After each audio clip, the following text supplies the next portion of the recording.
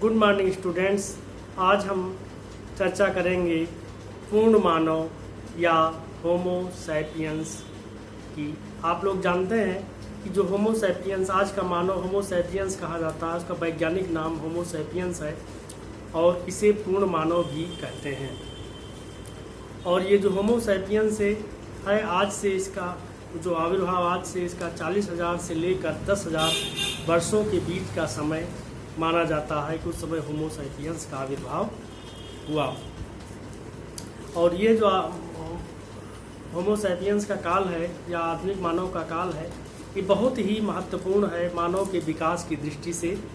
Homo sapiens का प्रथम बार विकास 40,000 वर्ष पूर्व नियंडरथल, होमो सैपियंस का विकास 40,000 वर्ष पूर्व नियंडरथल समूहों से पूर्वी भूमध्य सागर एवं पर्वतीय आंतरिक एशिया में हुआ।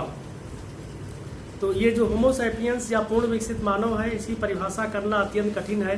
फिर भी क्लार्क्स ने W.E.L. ग्रास क्लार्क, इनका पूरा नाम है W.E.L. ग्रास क्लार्क, इन्होंने इसकी परिभाषा की है, होमो सैपियंस की परिभाषा की है, पूर्ण मानव की परिभाषा की है।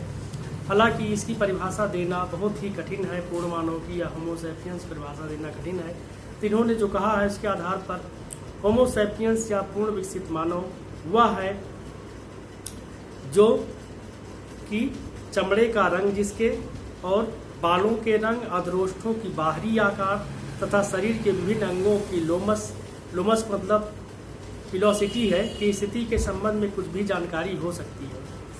मतलब कि ये जो उसके चमड़े का रंग है, ये सब जानकारी प्राप्त करना बहुत कठिन है उसके। फिर भी W.E.L. क्लार्क ने होमो सैपियंस को इस प्रकार परिभाषित किया है। जैसे कि होमो सैपियंस का या किसी मानव का जो जीवाश्म मिला है, उसके बालों का रंग, चमड़े का रंग और होठों की बनावट, ये सब तो नहीं पता किया जा सकता, लेकिन जो उसकी जो हड्डियां हैं, जो स्केलेटन मिले हुए हैं, उसके आधार पर कुछ अनुमान लगाया जा सकता है। तो W.E.L. क्लार्क बोलते हैं कि होमो सैपियंस हुआ है जो होमोजीनस की एक यह स्पीसीज है। वो होमो सैपियंस जो है होमोजीनस की एक स्पीसीज है और जिसकी कपाल गुहा का औसत, इसका सीसी या कपाल गुहा का औसत 1350 सीसी है। इसका जो कपाल गुहा है वो 1350 सीसी है। ललाट इसका गोलाकार, ललाट की हड्डी दोनों भौहों के ऊपर पृथक पृथक, जो ललाट की हड्डी है वो दोनों भौहों के ऊपर अलग होती है। और अनुकपाल, जिसको ऑक्सीपिटल कहते हैं, ऑक्सीपिटल रीजन कहते हैं, अनुकपाल, वह खोपड़ी में महारंध्र फॉरमैन मैग्नम को सीधे अधोमुखी या डाउनवर्ड की स्थिति होती है। जबड़े तथा डाउनवर्ड की स्थिति होती, जबड़े तथा दांत अपेक्षाकृत लघु आकार के, इसके जो जबड़े हैं या दांत हैं वो अपेक्षाकृत लघु आकार के हैं। तथा विकसित बौद्धिक क्षमता, इसके अंदर विकसित बौद्धिक क्षमता पाई गई है। विकसित बौद्धिक क्षमता मतलब टोटली इसके अंदर जो है डेवलप्ड इंटेलिजेंस पावर है। और कंकाल तंत्र की बनावट पूर्ण विकसित तथा सीधा खड़ा होकर तेजी से चलने की क्षमता इसके अंदर है।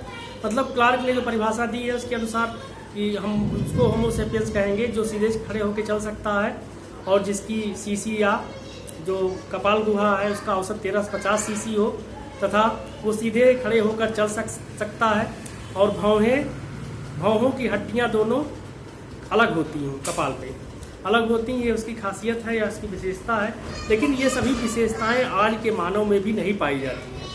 तो ये अनुमान है और ये अनुमान के आधार पर इसका हम एक चरित्र निर्माण करने का प्रयास किए हैं। अब होमो सैपियंस की विशेषता की क्या थी, होमो सैपियंस की शारीरिक विशेषता क्या थी, इसको हम जानेंगे।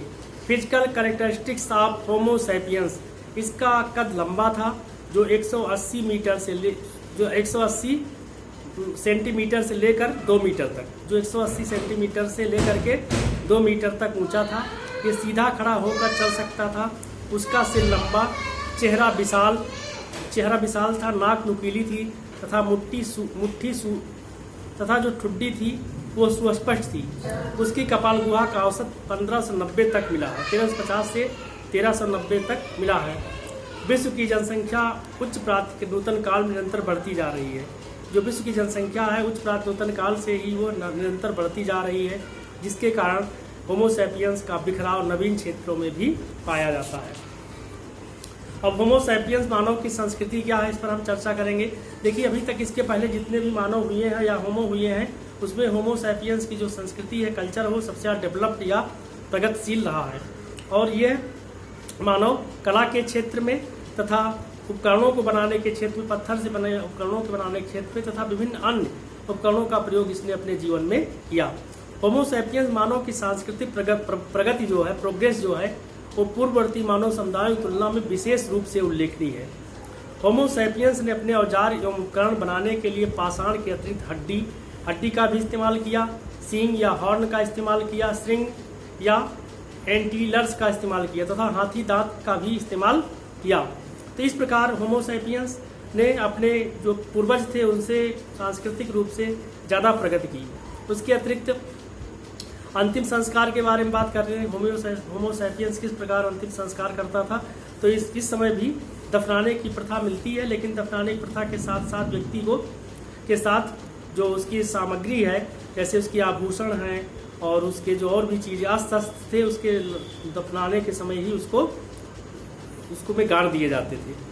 तो इस प्रकार जो होमो सैपियंस हैं वह अपने अस्त्रों शस्त्रों और औजारों को गाड़ देता था। इसके अलावा जो मतलब उसकी जो अलंकरण थे, अलंकरणों को भी, जैसे हाथी दांत की चीज़ें हैं और भी मूर्तियाँ इत्यादि हैं, वो सब उसके साथ गाड़ दिए जाते हैं। अब हम बात करेंगे कला के बारे में। तो होमो सैपियंस ने कला का बहुत विकास किया। अपने पहले वालों की अपेक्षा होमो सैपियंस ने कला का बहुत विकास किया। और कला के क्षेत्र में 3 प्रकार की कलाएँ इसमें मिलती हैं। गुफा कला जिसमें कि केव कह सकते हैं इसको, केव आर्ट में क्या है कि गुफाओं में होमो सैपियंस रहता था, तो वहाँ पर नाच गान और शिकार खेलने का चित्र इत्यादि वहाँ पर वो बनाया हुआ है। इसके अलावा एक सचल कला कह सकते हैं दूसरी कला को। सचल कला में वो क्या करता था, हड्डियों से बनी चीज़ों या मिट्टी से बनी चीज़ों का इस्तेमाल करता था, जिसको एक स्थान से दूसरे स्थान पर ले जा सकता था, जिसकी वजह से उसको सचल कला कहते हैं। तीसरा जो था लघु मूर्तियाँ छोटी छोटी हाथी दांत या सींग इत्यादि की वो बनाया है। तो ये सब चीज़ें मिली हुई हैं। तो आज इतना ही, धन्यवाद।